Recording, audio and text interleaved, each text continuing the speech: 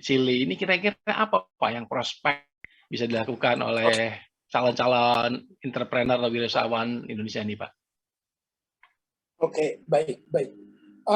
Sementara ini, gini, saya to the point aja ya, sementara ini saya lihat satu hal yang bisa diupayakan untuk cepat masuk adalah kopi. Karena kopi di Chili itu sebagian besarnya dari Vietnam. Kopi Indonesia masuk ke sana hanya saja tidak langsung dari Indonesia, tapi masih melalui orang Vietnam, diselipkan dan juga melalui Singapura dan Malaysia. Padahal kita sudah berupaya mati-matian dan orang Chili sudah beberapa orang pada saat saya di sana sudah bersedia untuk bekerja sama.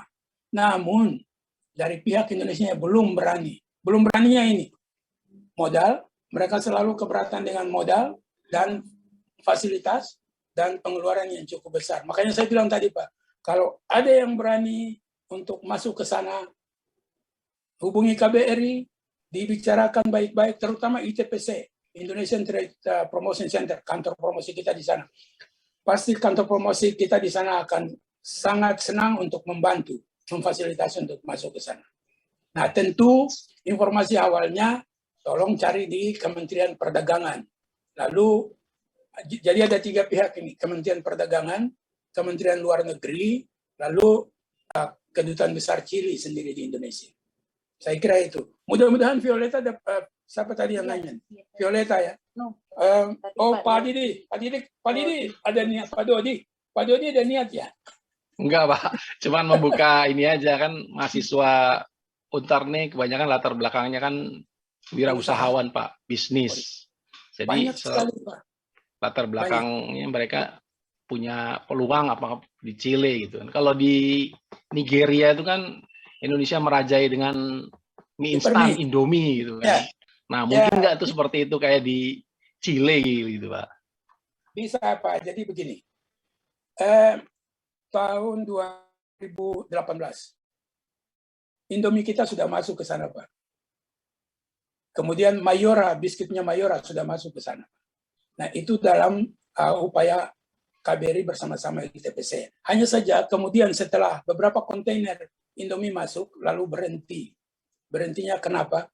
Karena belum ada kesepakatan antara kedua pihak ini, antara Indofood dengan pihak sana, yang melakukan bisnis itu. Jadi kalau Indonesia kan maunya satu kontainer isinya campur gitu ya. Sementara pihak sana tidak. Saya mau Indomie saja satu kontainer.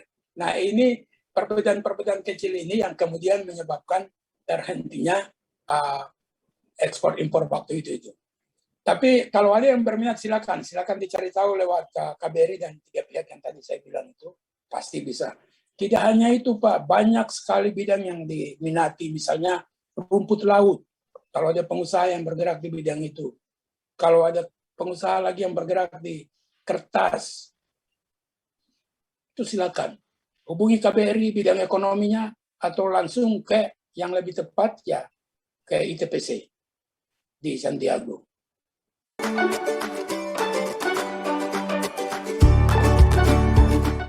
Kalau ada mahasiswa Vkom Untar berminat menjadi diplomat karir itu bagaimana ya Pak caranya Pak? Oh iya, mungkin Pak ini mungkin perlu satu sesi sendiri ini. tapi iya mungkin perlu satu sesi sendiri ini karena memang menjadi diplomat sangat mudah, tidak susah, menyenangkan dan tidak menyenangkan. Tapi ya tapi segala sesuatu kan ada begitu kan Pak? Iya betul. Kalau mau pasti ada resiko. Iya, kalau betul. Tidak mau ya berarti tidak akan menanggung resiko. Nah begini Pak, untuk menjadi diplomat, Tarumanagara kan ada di Jakarta Pak. Tidaklah susah untuk datang ke Kemlu. Tanyakan kapan ada penerimaan untuk sekolah diplomat. Deplu tiap tahun ada sekitar bulan Agustus itu pengumumannya sudah dikeluarkan. Setiap tahun. Dan itu sudah, kalau dulu manual, kita datang ke sana, kalau sekarang kan online. Jadi buka saja websitenya Kemlu, pengumumannya kapan, pendaftarannya kapan, semua sekarang dilakukan online, lalu ikut saja. Setelah ikuti penuhi administrasi, kalau sudah lolos administrasi, nanti dipanggil untuk wawancara, setelah wawancara, lolos, kemudian ikut pendidikan selama kurang lebih 1 tahun lah, paling cepat 6 bulan. Nah, dari semua jurusan kecuali jurusan agama. Ya, ya, tapi semua jurusan. Nah, kemudian sekolahnya seperti tadi itu. Jadi ada 3 tahap, Pak. Ada 3 tahap untuk menjadi diplomat itu. Sekolah pertama namanya Sekdilu, Sekolah Dinas Luar Negeri. Kemudian nanti jenjang berikutnya setelah bekerja, jenjang berikutnya namanya Sesdilu, Sekolah Staf Dinas Luar Negeri. Nah, jenjang yang paling atas dan paling terakhir yang bisa membolehkan seseorang untuk bisa dicalonkan ke tingkat duta besar itu namanya Sespa, Pak. Sama dengan Sespa yang dilaksanakan oleh LAN, hanya saja Kemlu melaksanakannya sendiri. Sespa, Sekolah Pejabat Dinas Luar Negeri. Nah, jadi untuk menjadi diplomat, ya kalau berani sekalian gitu, Pak. Kalau sekarang sudah kerja, berani ninggalin pekerjaan, silakan.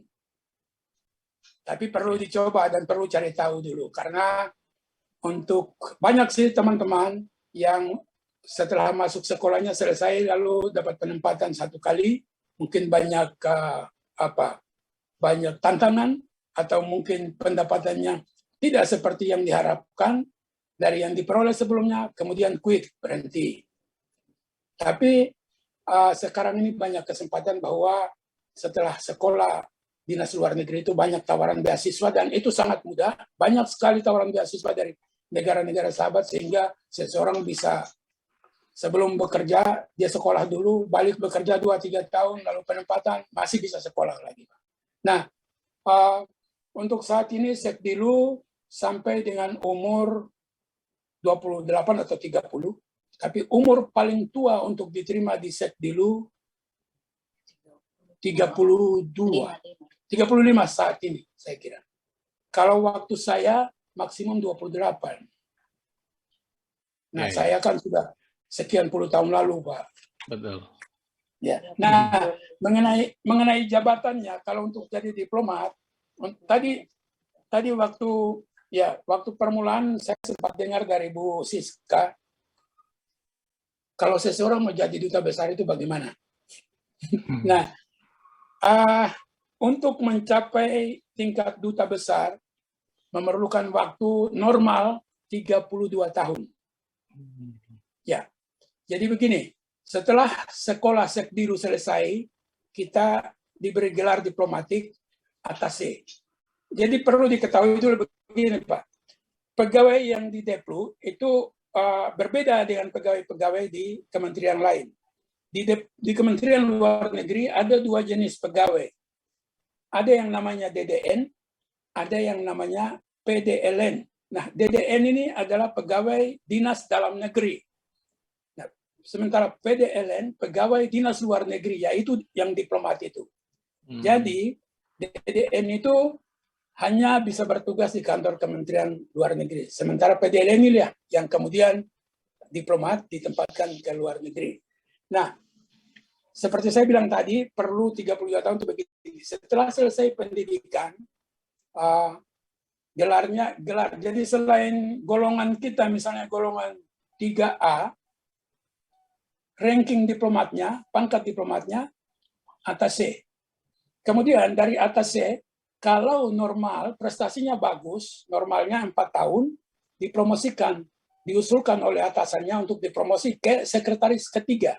Itu kalau berprestasi dan diusulkan oleh atasan. Tapi bisa lebih dari 4 tahun. Nah, kemudian setelah tingkat sekretaris ketiga, sama halnya. Kalau tidak sekolah jenjang berikut, atau prestasi baik, maka diusulkan lagi oleh atasan untuk jenjang berikut, yaitu jenjang sekretaris kedua. Jadi dari atas sekretaris kedua, ketiga, sekretaris kedua, sekretaris pertama, kanselor, minister kanselor, baru duta besar, Pak. Nah, itu kalau normal 4 tahun, tiap 4 tahun dipromosi, maka perlu 32 tahun. Tapi kalau tidak bisa lebih dari 32, bisa 34, bisa 35. Bahkan sebaliknya, kalau prestasinya bagus, dianggap baik, bisa kurang dari 32 tahun. Begitu, Pak. Percepatan artinya. Ya, gitu, Pak. Nah, saya beruntung, Pak. Belum 32 tahun saya sudah duta besar, Pak. Tapi lebih cepat pensiun karena umur. Begitu, Pak, begitu. Ya. Nah, kalau sudah duta besar, pensiunnya di Kemlu 60 tahun. Kalau belum jadi duta besar, 58 tahun, sama dengan pegawai negeri lain. Begitu, Pak. Nah, pensiunnya duta besar itu 2. Pensiun sebagai pegawai negeri dan juga pensiun sebagai duta besar, layaknya pejabat negara yang lain. Karena duta besar itu jabatan negara, sudah bukan ini lagi, sudah jabatan negara. Nah, dalam kepangkatan diplomatik, duta besar itu ada 2 macam, Pak. Duta besar yang punya pangkat duta besar, tapi bisa ditempatkan tidak sebagai kepala perwakilan. Nah, ada duta besar, ya kan? Jadi misalnya duta besar luar biasa dan berkuasa penuh. Nah, itu duta besar, pangkatnya, ranking diplomatiknya duta besar. Tetapi dia ditempatkan, ditugaskan sebagai kepala perwakilan dengan jabatan duta besar luar biasa dan berkuasa penuh, mewakili presiden, begitu, Pak.